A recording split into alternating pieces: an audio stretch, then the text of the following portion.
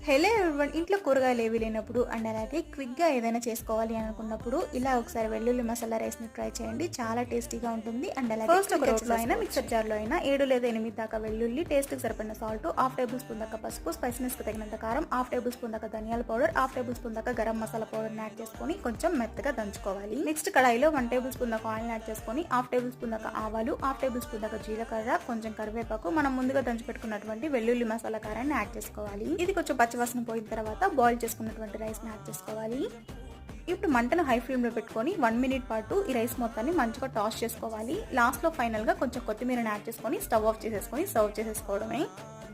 కారంగా చాలా టేస్టీగా ఉంటుంది. నోటికి రుచిగా ఏమీ తినబుద్ధి కానప్పుడు అండ్ అలాగే ఇంట్లో కూరగాయలు ఏమీ లేనప్పుడు ఇలా ఒకసారి ట్రై చేయండి. చాలా సింపుల్గా చేసుకోవచ్చు అండ్ అలాగే టేస్ట్ కూడా చాలా బాగుంటుంది. తప్పకుండా ట్రై చేయండి.